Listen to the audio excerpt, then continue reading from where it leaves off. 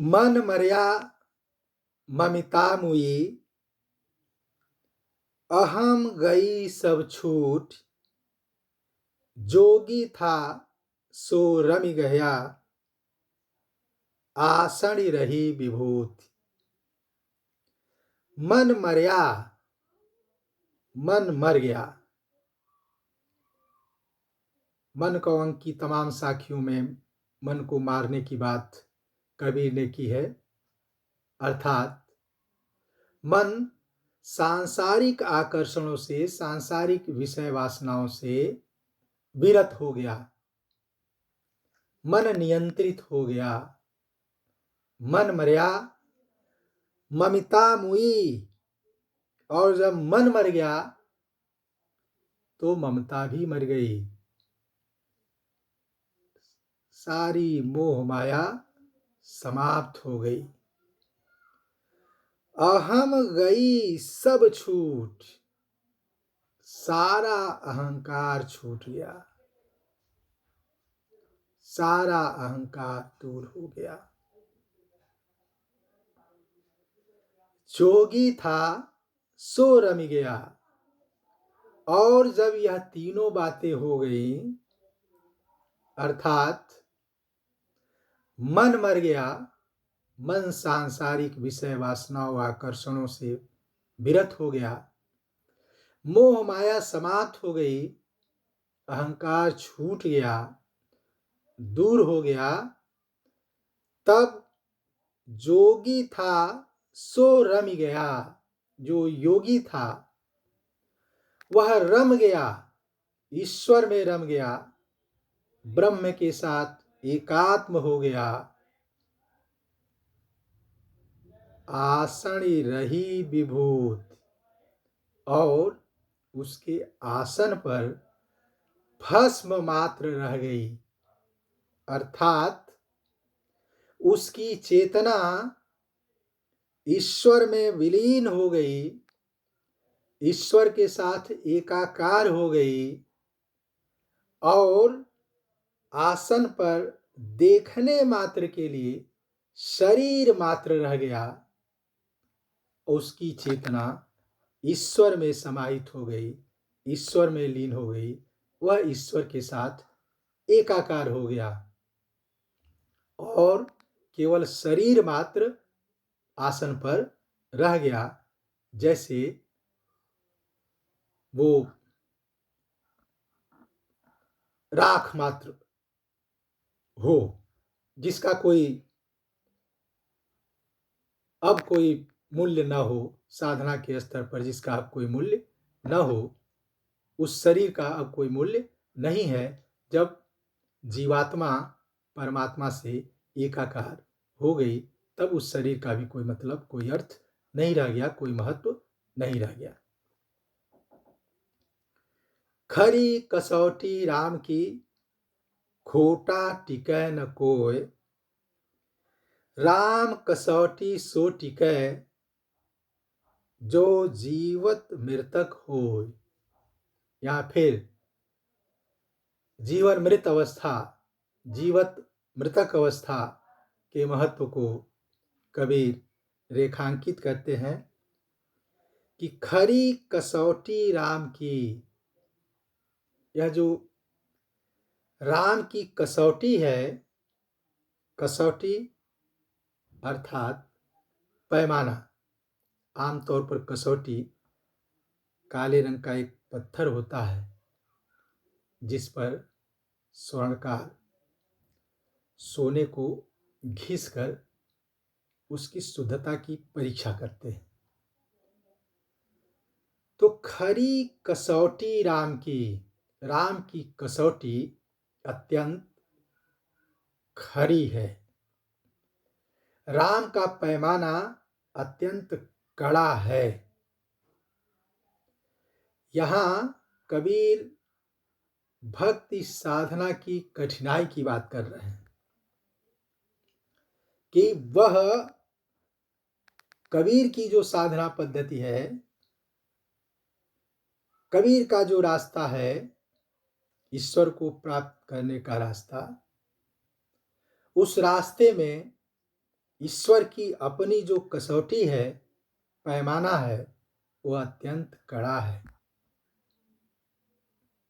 कबीर की एक साखी में आता है कि कबीरा यह घर प्रेम का, खाला का घर नाय, शीश उतारे हाथ कर सो बैठे घर माय। कबीर कहते हैं, खरी कसौटी राम की, खोटा टिकै न कोई। यहाँ कोई खोटा, कोई कमतर जीव टिक नहीं सकता है। कोई नकली व्यक्ति यहाँ सफल नहीं हो सकता है। कोई 3 तिकड़मों से पार नहीं पा सकता है। राम कसौटी सो टिकै, जो जीवत मृतक होय। कबीर कहते हैं, उस पैमाने की बात करते हैं कि राम की यह जो खरी कसौटी है, उस कसौटी पर वही टिक सकता है, वही खरा उतर सकता है, वही शुद्ध प्रमाणित हो सकता है, वही योग्य सिद्ध हो सकता है, जो जीवत मृतक होय, जो जीते जी मृतक की तरह से हो, जिसकी सांसारिक आसक्तियां, जिसका सांसारिक आकर्षण पूरी तरह से समाप्त हो गया हो।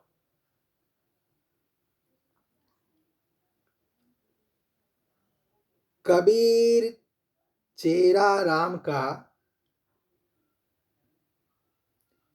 दासन का परदास, कबीर ऐसे हुए रहा, ज्यों पाऊं तली घास। इसमें कबीर की अतिशय विनम्रता परिलक्षित होती है। कबीर के व्यक्तित्व के बारे में आचार्य हजारी प्रसाद द्विवेदी ने यह लिखा है कि कबीर का व्यक्तित्व कुसुमादपि कोमल और वज्रादपि कठोर था, अर्थात फूल की तरह से कोमल और वज्र की तरह से कठोर। कबीर जब बाह्याचारों का खंडन करते हैं, पाखंडियों को ललकारते हैं,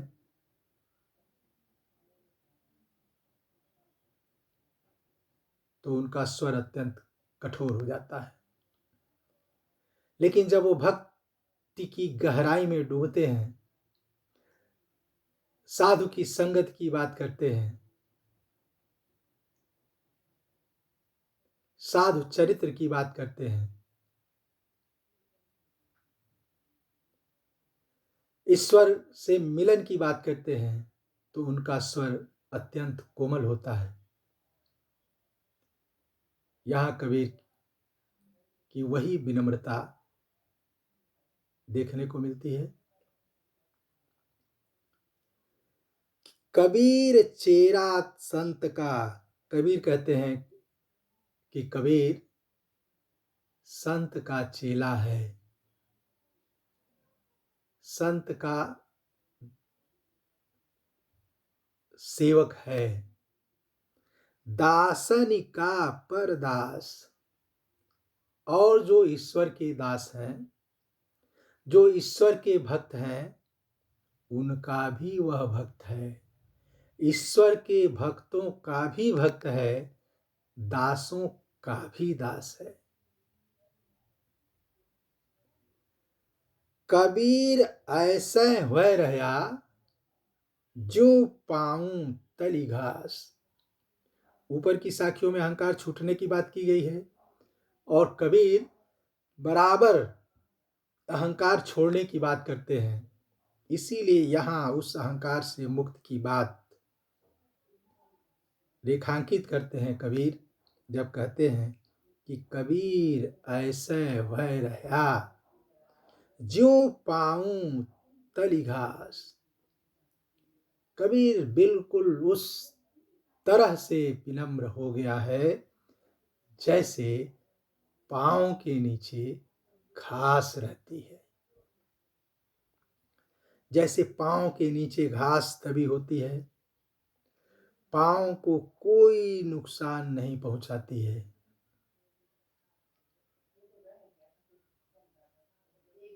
कबीर कहते हैं कि हमारी स्थिति एक दास की, एक भक्त की, या व्यक्तिगत रूप से कबीर की स्थिति इतनी विनम्र है कि कबीर पाँव के नीचे की घास की तरह से हो गया है। कबीर अपनी एक साखी में कहते हैं कि कबीर कूता राम का, मुतिया मेरा नाम, गले राम की जेवड़ी, जित खैंचे तित जा। वहां कबीर अपने को ऐसे कुत्ते के रूप में चित्रित करते हैं जिसके गले की रस्सी राम के हाथ में है, जैसे वो चाहते हैं वैसे वो उधर चाहते हैं, मुड़ते हैं। इस साखी में कबीर ने उसी तरह की विनम्रता की बात की है, अहंकार से मुक्त होने की बात की है, जब वो कहते हैं कि मेरी स्थिति पाँव के नीचे घास जैसी हो गई है, मैंने अपने को ऐसा बना लिया है। कबीर चेरा संत का, दासन का परदास, कबीर ऐसे होए रहा, चूं पाऊं तली घास। जो इस अवस्था में इस तरह अपने को बना लेगा, वस्तुतः उसी को ईश्वर की प्राप्ति होगी, वस्तुतः वही जीवत मृतक अवस्था को प्राप्त होगा और ईश्वर का साक्षात्कार उसी को संभव है। कबीर इस बात को यहाँ रेखांकित करते हैं। धन्यवाद।